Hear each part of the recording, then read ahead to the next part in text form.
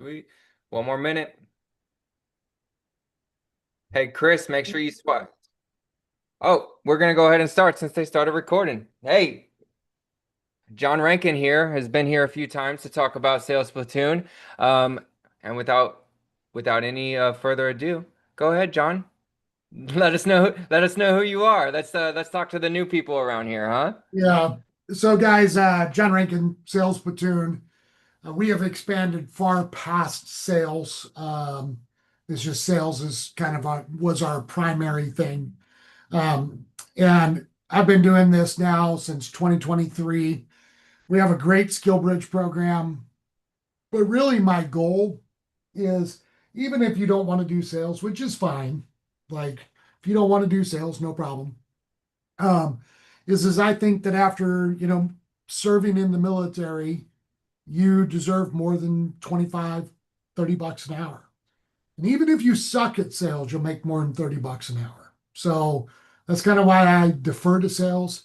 I don't know what there's like 80 people on here today. I don't know what everybody's done in the military.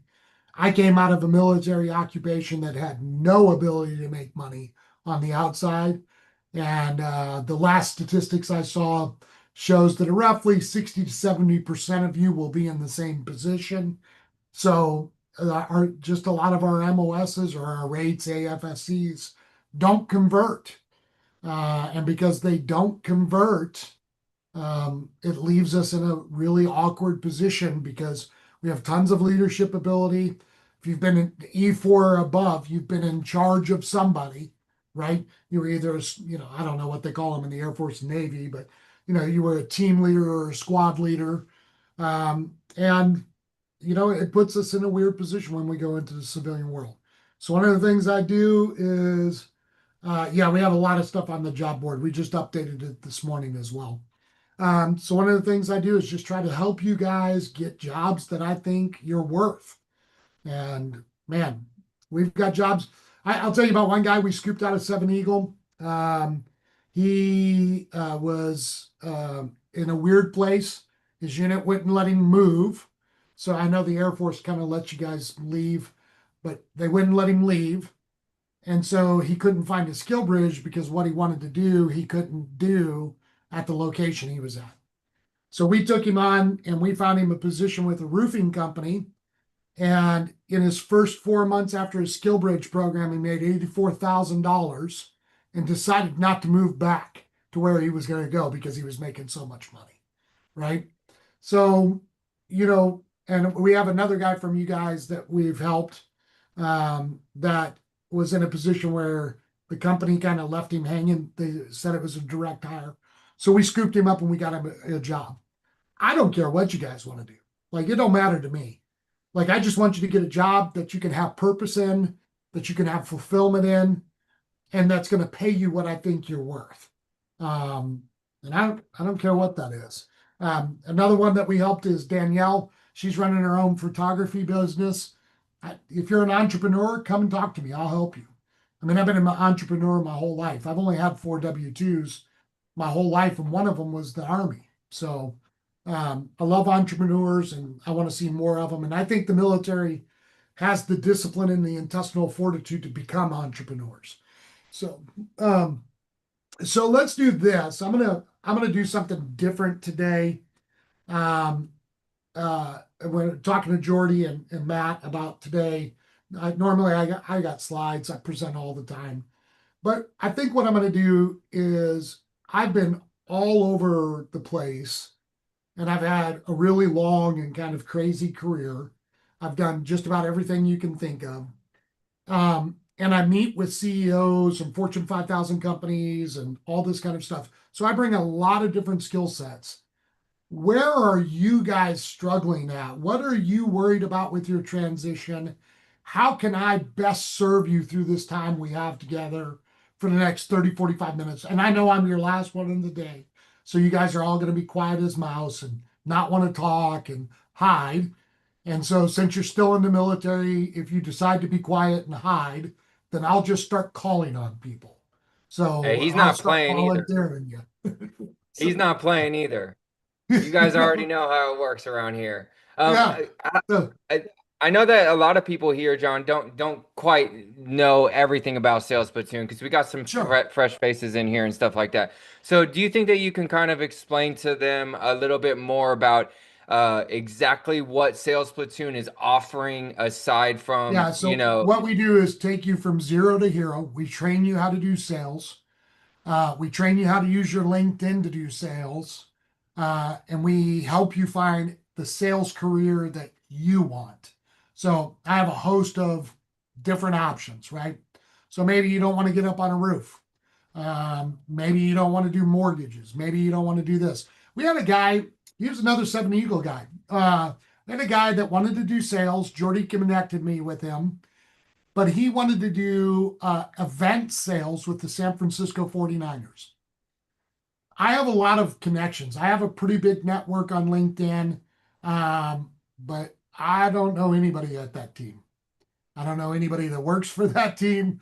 I don't even know anybody in the NFL kind of circuit of sales, right? Because there's a bunch of sales positions. But we took him, we trained him how to do sales, and using the LinkedIn stuff that we showed him, he got a job with the San Francisco 49ers in San Francisco, making $115,000 a year starting. I don't care. Like, if you want to sell poop to freaking cattle farms, I don't care. Like, it doesn't matter to me. It's whatever you want to do. Because I'm not the one who has to live this life. You do. So the first thing, and I'll tell you guys this because we get a lot of feedback on this. The first day of Sales Platoon, the very first day, is we talk about what is purpose, what do you want to accomplish in your life, and how are you going to accomplish those things now that you have to go into the civilian world and live a completely different life. That's our first session. And then we revisit that session all the way through 12 weeks. Because you want to know what the number one, and you can go to my Facebook right now and see it. I just did a post. What was the hardest thing about your transition? Do you know that just about every swinging Joe put purpose? The biggest thing you guys struggle with getting out is purpose. Because you've lost your tribe, your community. You don't know who you are without the structure that the military has given you. And listen, I'm not here to dog on you for that because that's all of us. Every single person I know has gone through this. But we can preempt that and we can begin to take care of that now. And it is my opinion that if we can take care of purpose, we can really cut that number from 22 to probably 12. If I can give you purpose and help you discover what that is for you, and then help you get paid, you probably won't get divorced. You probably won't commit suicide. So those are some of the things we're trying to do in Sales Platoon. So now, again, not everybody can be as good looking as Jose Abreu there and just walk into a room and sell whatever he wants, right? So we understand that not everybody's geared for sales. So we do this with other things as well. Do you have industry partners as well, John? Is there people that you work with? Is there any specific fields that you could actually talk about there? Yeah, as a matter of fact, I saw somebody's little title there. Um, I'll butcher their name, so I'll just use their last name. Lewis. They're in RF and electronics. So we work with Tri-Imaging, which is medical imaging engineers. They fix the CAT scans, the MRIs. That industry, you start somewhere around $65,000 a year. Within 3 years, you become an OEM expert, and you're making $125,000 a year.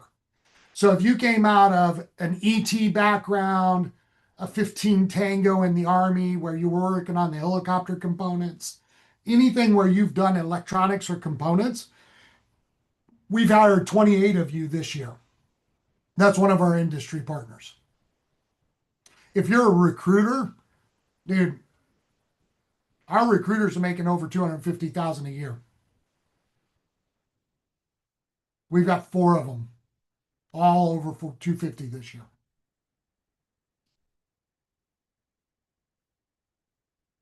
Anyone in here looking for a specific industry that they're looking to get into that John might be able to talk about? Yeah, guys, ask me whatever you want. Again, here to serve you. while they're contemplating exactly what they want to ask, because I see them thinking heads all through all the You little see them rectangles. thinking about their weekend. That's what you Yeah, see. Monique, right. I think I've talked to you before, haven't I, Monique? I think so. I think I Yes, remember sir. you. All right. Yes, I'm reviewing my notes from 5 November where Oh, you okay. where you told us again where you told us, if you're retiring honorably, there's no reason why you should be making less than 30 an hour. No less. And listen, there's a lot of people who got pissed at me for saying that. Hey, if this is the truth, it's the truth. Yeah. Well, they get mad because we all know, right? We all had that one guy or that one girl in the unit who barely deserves oxygen, let alone 30 bucks an hour. So that's why they get mad at it. So Right. look, Geraldine, she's So laughing. She knows exactly who I'm talking about. What's their name? so I'm looking at I see that on Sales Platoon it has the veteran fast start application. So if we're interested in going through, I see that it's a strict the boot camp. There's a particular type of individual that you guys are looking for. So my question is, if I, because I mean, like you said, I mean, I let's see, what have I sold before? But we'll get. But if I complete the application, what would be the next process? What would be the next process steps? Well, so With for you guys, it's all different for all of you in Seven Eagle because you're already SkillBridge approved. You just come to training with me and let me help you. That's it. Because you're already SkillBridge approved. So I don't okay, care what you want to do. Like if you listen, and I do this as well. Let's say you're just in a position in your life where you're retiring and you're going to get your disability and you've had a really tumultuous career and you need a break. Come, okay, let me help you. I have great resources, right? If you're somebody who's not ready to call it a day, your 20 career wasn't enough and you're hungry, come. We can help you make real money, right? okay. So You it's answered my very question. different for Thank you you. guys. Yeah, so it's very different for you guys. All you got to do is book a time with me. We'll get you started. We'll get you training. The first thing, and I'm going to tell you this because I see all of you guys as LinkedIn. All of you need to be better at LinkedIn. Every single one of you. Okay. And it's not that you're bad.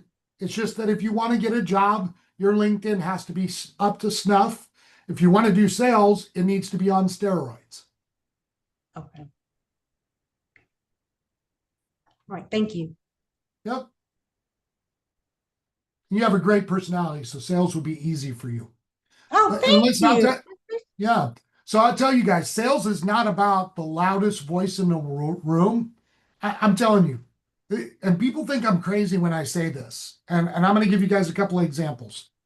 Sales is more about can you ask questions and smile than can you convince somebody. Okay. A man convinced against his will is still of the same opinion. So even if you have the best argument in the world, right? The bottom, and I'll just use this. I'll use this as a funny example. So, ladies, if you don't like bald-headed guys with beards, can I ever convince you to date a bald-headed bearded guy? Right? No matter how persuasive I am, if that ain't your thing, that ain't your thing. Right? It's the same in sales. It's the exact same in sales. If you are not a person who can ask questions and smile and have a good personality, you will not do well at sales. Period. And so in our sales platoon class, what we teach people is how to ask good questions because Right. good questions are what's going to sell. I remember you mentioning last month that you don't really consider it, you wouldn't refer to it as a sales pitch. It would be, where's the pain point at?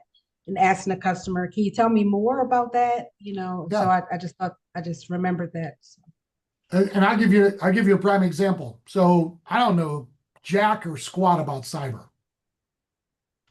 I don't. I have to use ChatGPT to tell me what half of you people do on here. Because I have no clue. It's not my world. However, by just asking some really good questions, I'm partnered with a cyber company and they've closed 4 deals for them this month. Nice. And Derek will tell you because he's a cyber guy. I don't know shit. Like I couldn't tell you anything outside of what an EDR and a pen test is. That's very accurate.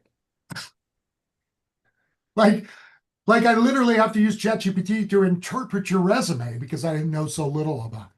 And all I did was ask questions. Well, what do you guys do with this? What do you guys do with that? What do you do with it here? That's it.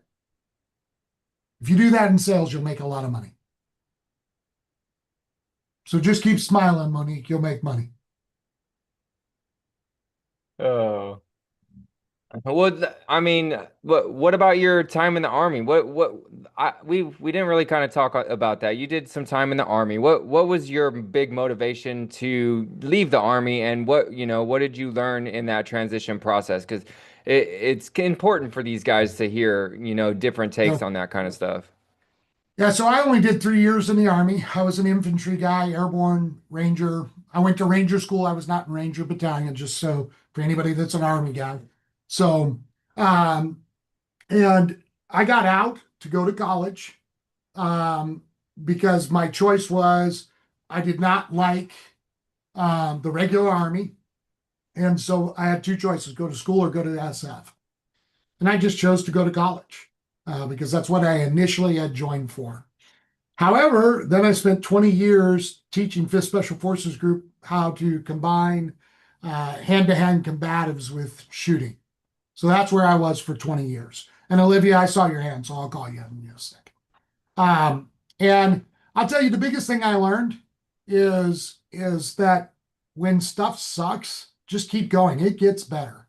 Ranger School was probably the most pivotal lesson for me in my entire life because you're starving, you're hungry, you're sleep deprived. And I tell everybody, man, if you can do the military, there's nothing that you can't do. Like, I don't care what you did in the Army or the Marine Corps or the Navy or the Air Force or the 2 adopted children. Like, I don't care what it was. Boot camp was still probably harder there than anything you'll do in your civilian life. So, Olivia, you had your hand raised? Yeah, hey, thank you for coming to talk to us today. I really appreciate it. I remember you too. You've been on a couple of these. Yeah, I've been in Seven Eagle for a couple months now. I'm near Yep. the tail end of my skill bridge here, and I'm talking to a company that does like financial literacy coaching, Oh, retirement assistance, sure. a lot of teaching, which is something I'm really passionate about, teaching people about finances and how to manage it. One thing that came up during the interview was that there is an element of sales to it. And while we don't promote any one specific product, it's something that I have no experience in. And so speaking with the interviewer, he was like, yeah, take a couple LinkedIn courses, try and get familiar. Because I had asked him what some shortfalls might look like on my resume, like if he saw any blind spots. And he's like, I mean, you don't have any experience in sales, and our job is not all sales, like at all, but there's an element. So my question to you is, do you have any advice for someone who's never done sales, looking into it, like as far as resources and learning, or is it more from your No, I from can your help perspective, you. like hands-on job? So first, I'm going to correct you. You said you've never done sales, right? I Is that guess what you said? other than COA briefs, yeah, no, like selling a COA Oh, brief so to so a you have commander. done sales. You've done cola briefs. I How about suppose, yeah. this? Are you married? Yes. Oh, so you didn't do any sales there? I guess so. Did, Like depending on how you did look you at have it. to did you have to ask lots of questions and convince him you were the girl? Yeah, depending on how you define sales, yeah, I guess. Yeah, I Let mean, I me guess. help you. I'll define sales for you. Sales is serving other people's needs. And we do that by asking great questions. Okay. Okay. Have you ever had to convince anybody in the military to take your course of action?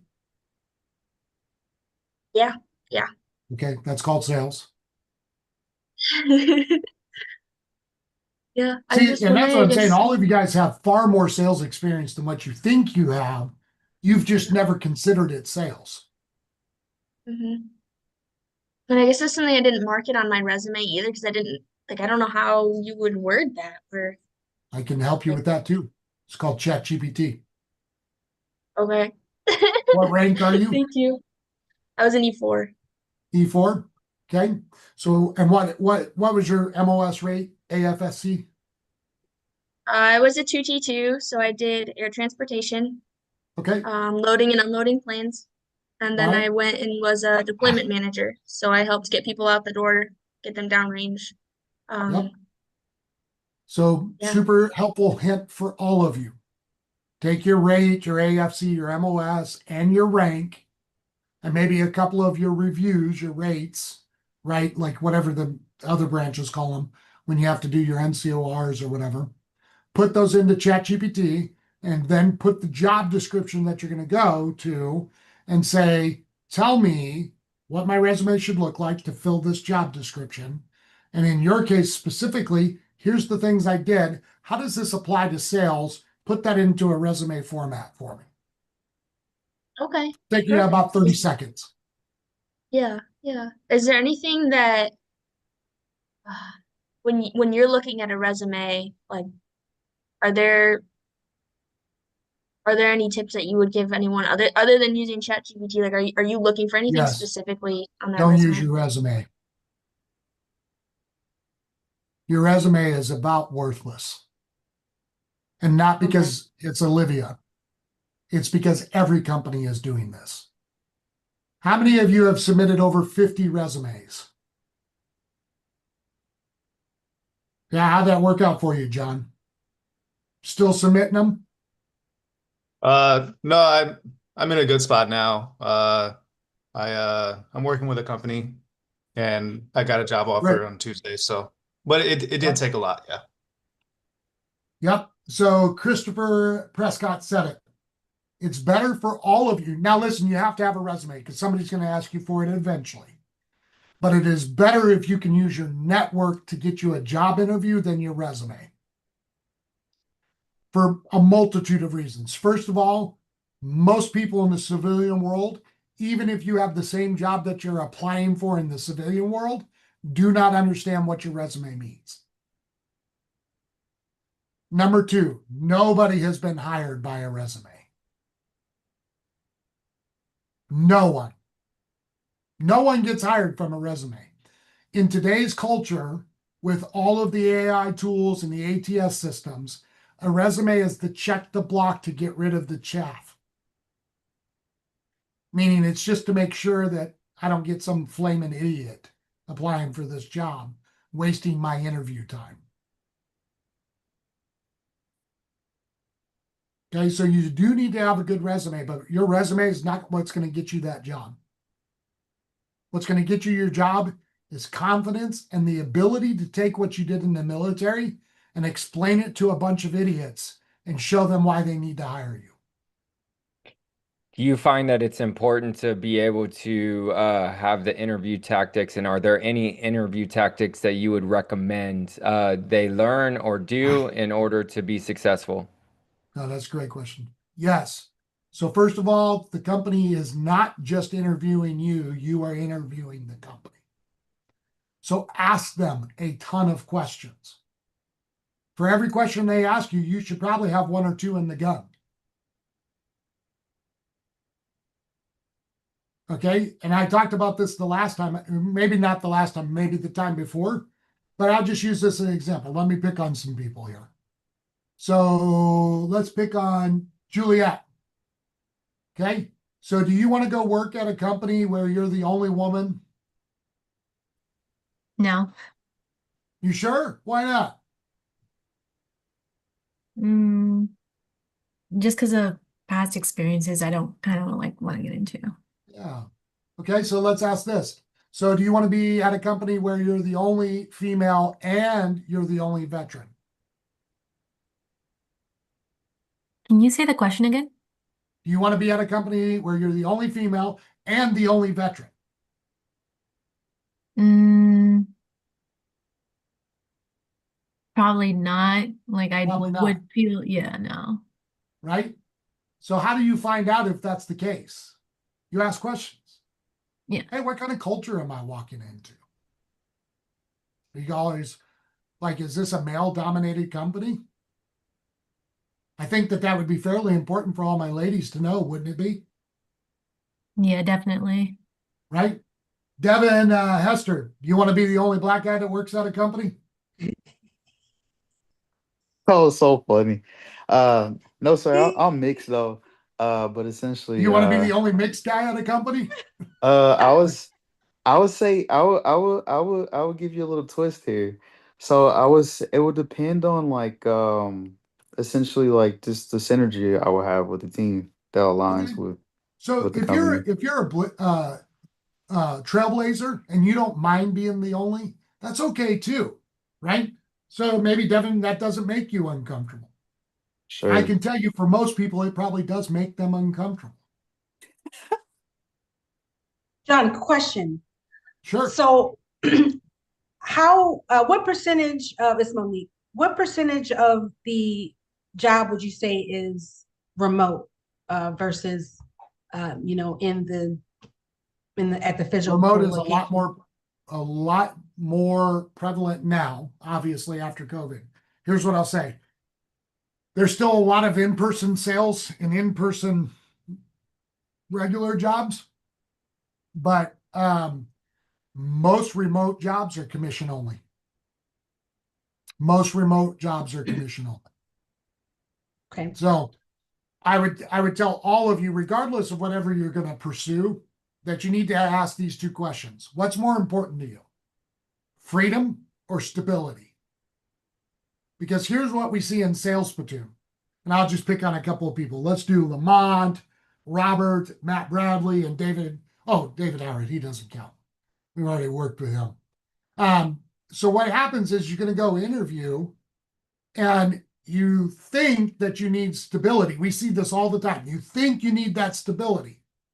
And then you realize it's like just like being back in the military. They tell you what time you have to be there. They tell you what time you can get off. They tell you when you can take vacation. And then you're just a cog in the wheel. And we get people that come in and think that they really want that high-end stability and then get in that career field and they're like, oh my God, I might as well have just stayed in the military. Right? So what's more important to you? Is it freedom or stability? And then make the determination on that. Right? So I can tell you for me personally, I don't want anybody telling me how much money I can make or can't make. You do not determine my worth. I determine my worth. So I work for myself. And I joke with people all the time, I'm unemployable because there's no company on the planet that's going to tell me I can't take vacation. Now, I've been an entrepreneur and worked for myself for the better part of 30 years, right? I've had 4 W-2s in my whole life. And 3 of them were from when I was a kid. So, like, I'm just not there. So, you'll have to make those kind of decisions. If you want remote, it's all on you. Like how much you make or how little you make is all on you. There's nobody else to blame. Now, I'm very risk tolerant. Like I could pack up all my stuff today and go completely change career fields and do something completely different. And it wouldn't bother me. I don't care. Right? If it was enough to convince me, I'd do it in a heartbeat. But that's not everybody's personality. So you just have to find where you're comfortable and then do it.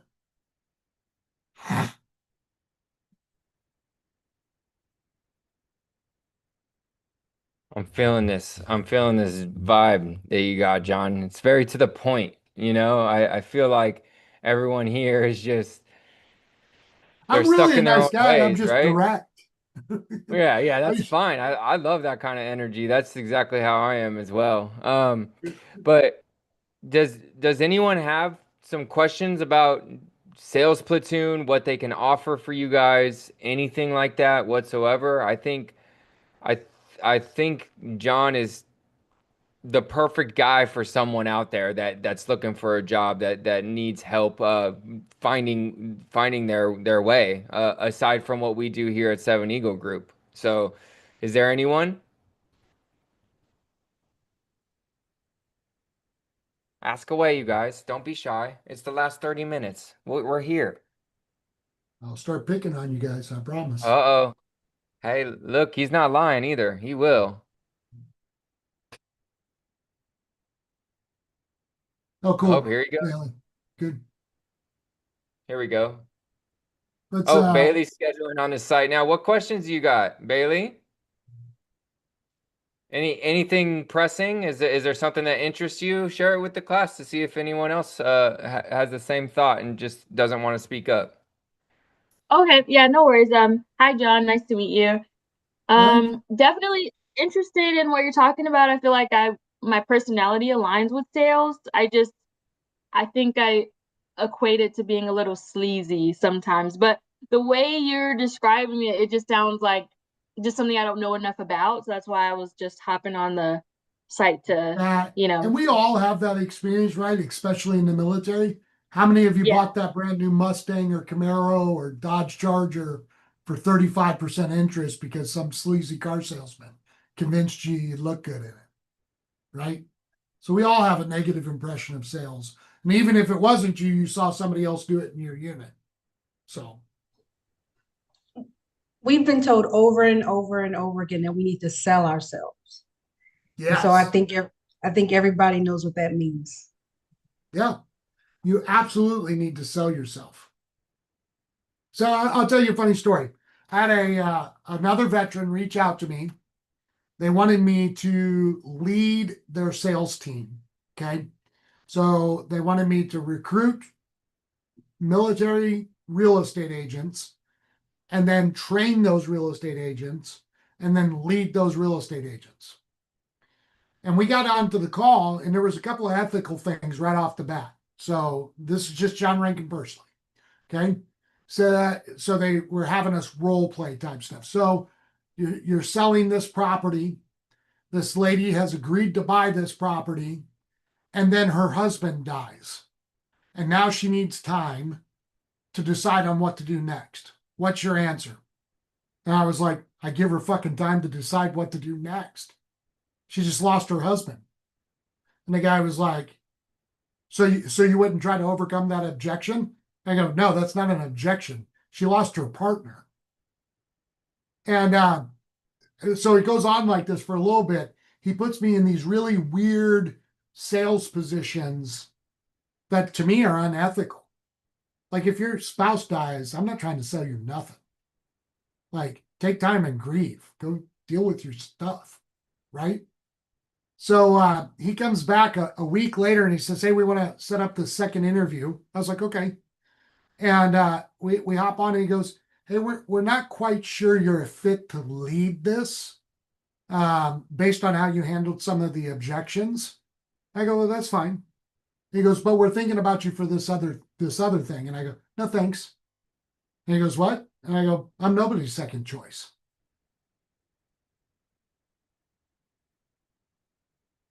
And I just sat there and waited. I'm not your second choice. Like, I'm not going to do unethical things. And if I'm not your first choice, I don't want it. You guys need to have that same level of confidence. And I'm telling you, when you get into a job interview, if it doesn't feel right, don't negotiate.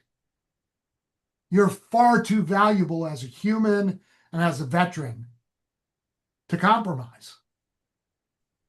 Don't do it. Now, if your kids are starving, all right, maybe we can have a little bit of wiggle room, right? But I'm telling you, man, you got to believe in yourself. You got to sell yourself and don't compromise on it. You know, so going back to picking on Devin or some of these other, man, if I don't care how much they offer you, if you're the only female in the company and that makes you uncomfortable, I don't care if they offer you 200 grand a year, don't take it. Because you're going to probably end up leaving anyway. So it goes along with knowing your worth, right? Yeah. And how did you define that as you were leaving the military to know your worth? How were you able to do that? Um, that's actually, let me think about that. That's actually a really good question. So I was real young when I left because I only did 3 years, right? So I would have been 23, I think, because I joined later. I went to school a little bit first, then realized school wasn't necessarily my strong suit. Um, um, so I think in general, most people will be able to derive value from hardship. So when I look back, I think a lot of what made me what I am today is that ability that I just didn't give a damn. Like I was just going to get the job done. That's how I made it through Ranger School as a private.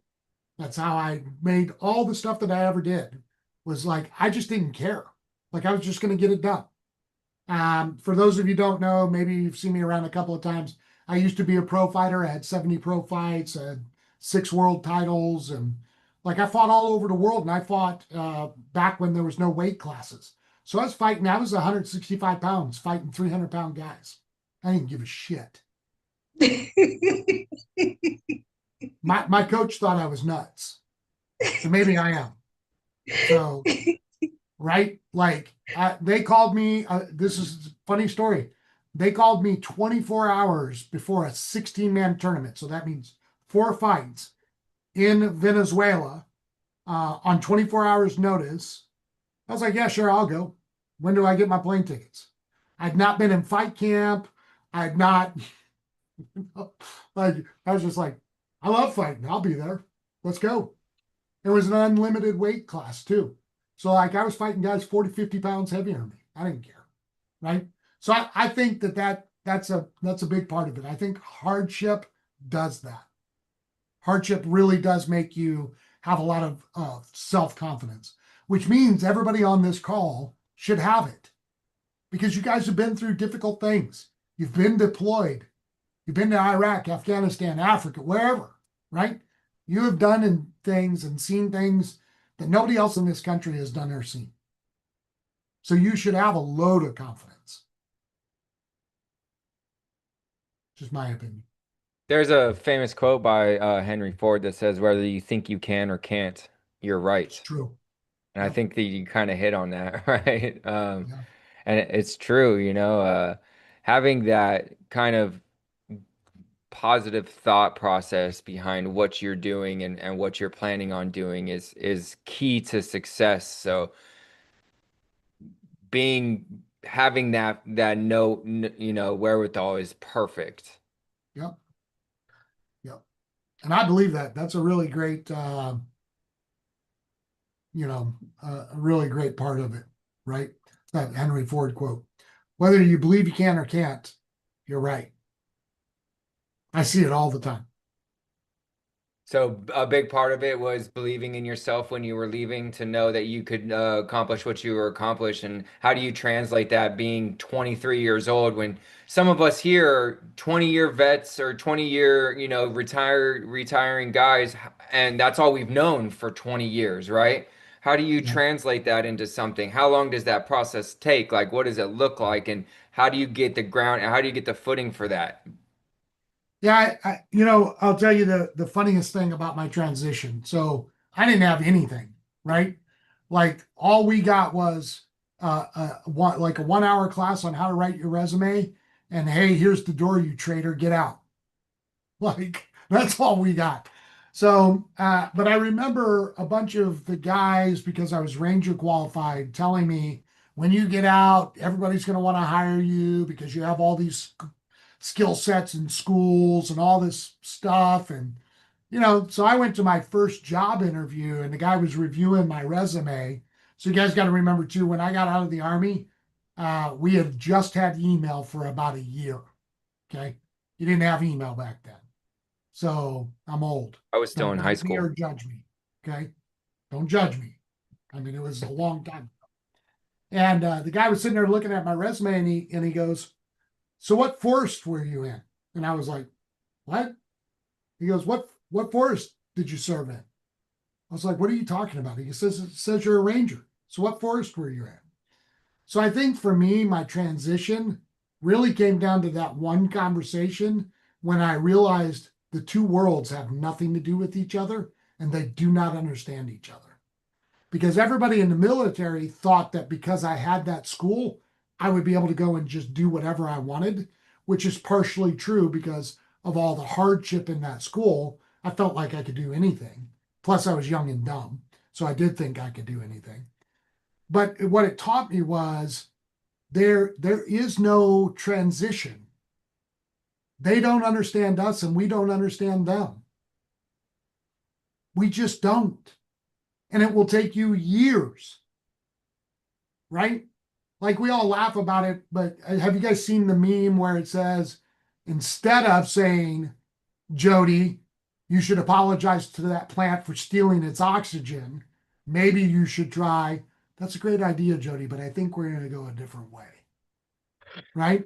You guys seen those memes? They're hilarious. Yeah. I love them. Right? In the military, we talk to each other that way. We just, right? And it's a sarcastically dark humor, but it's true. We are so far apart from the civilian world. Like in the civilian world, nobody's going to talk to you the way I'm talking to you now. And I'm not being mean, I'm just straight up and direct. And so there's this, it's going to take you years to navigate through that. It just does. And you're still going to wake up in the morning and go to a civilian job where you might be one of 4 or 5 veterans and feel like you're on an island all to yourself because half the time you can't even tell what the idiots are saying around you. You're just like, what are you people talking about? I still feel this way, and I've been out, and I wasn't even in that long. I hear it all the time, and I'm like, why is that an excuse for you? Like, we would never allow that in the military. You guys are just always going to deal with that. Period. So just accept it. I just had this in a meeting. This is why I'm saying this. The guy did not complete the task that he said he was going to complete. And he had no good reason for not completing the task. And they asked me what I thought, and I said, fire him. And they were like, what? And I go, fire him. Why is it not done? I mean, it's one thing if like your wife died, your dog died, your kid got sick, you were in the hospital, right? If there's a legitimate reason why it didn't get done, okay. But if we do that in our world in the military, somebody dies or gets hurt. They just don't approach life the same way as we do.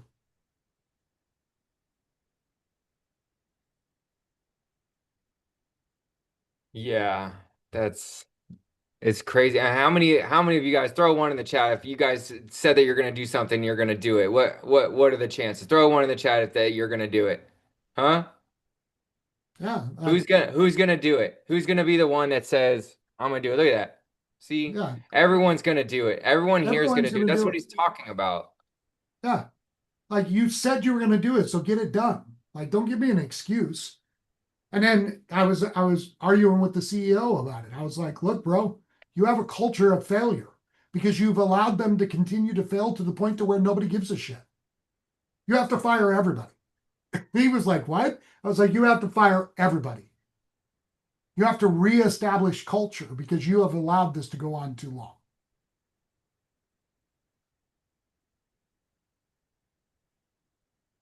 Go ahead, Robert. Hey John, can you hear me? I can.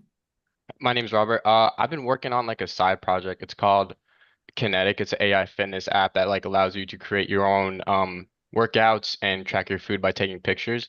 I'd say I'm Nice. about 2 months from completing and everything like that. And I'm starting to get into like the problem of like how should I sell it to like mass people? Yep. So you have to learn how to sell. Is there any like tips that you would There's tons. be able? Yeah. So let's just take a look at it. So first of all, is there any other app that's doing what yours is doing?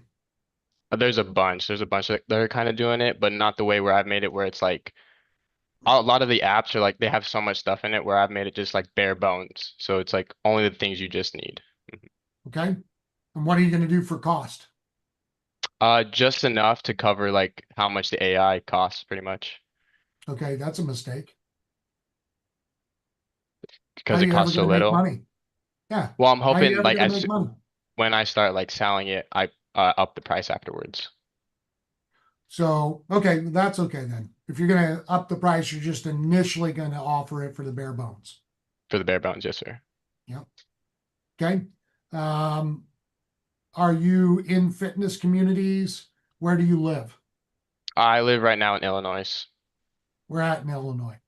right below St. Louis. Okay. What are you going to do for income until it takes off? I'll be going to college, so I'll be just using the GI Bill and be getting a part-time job while I'm doing that, and then this will be a side project I'll be working on. Okay. Yeah. So the first thing I would do is, I'm from Illinois, so I would visit every gym from St. Louis all the way down to O'Fallon, and I would get in front of their personal trainers and have their personal trainers use it and then start recommending it. Awesome. Should I do anything with like social media? Of course. Social media. Now, when's your skill bridge end? It's going to be ending in the next 2 weeks, actually. I wish I'd have met you sooner. You Yeah. can still Is come there? train me. Okay, awesome. I'll definitely sign up for the sales platoon. Yeah. So if you guys are going to do sales, you have to be good at social media nowadays, period. So if you're going to do sales of any time, I don't care if it's, your own app or mortgages or whatever, you got to be good at social media, period. So No, I'll definitely start that. Thank you. Well, John, what do you think? You feel good about today? I feel fine. Yeah. The question I is, think do they everyone feel good? I think everyone is in the holiday Yeah, they're itis, still hungover from turkey. Yeah.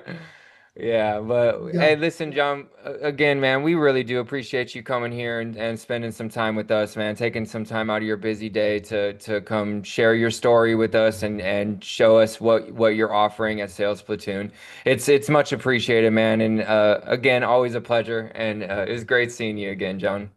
Yeah, I'm gonna drop my LinkedIn in here real quick and then Yeah, absolutely. Oh, I didn't. Yeah, absolutely. Let's do that. LinkedIn, and then we'll send you a list too, John. We'll get that EOD, all the contact stuff too. So yeah, make sure you guys go click on John's LinkedIn. Get in his network as well. There's plenty of people there that are looking to help better.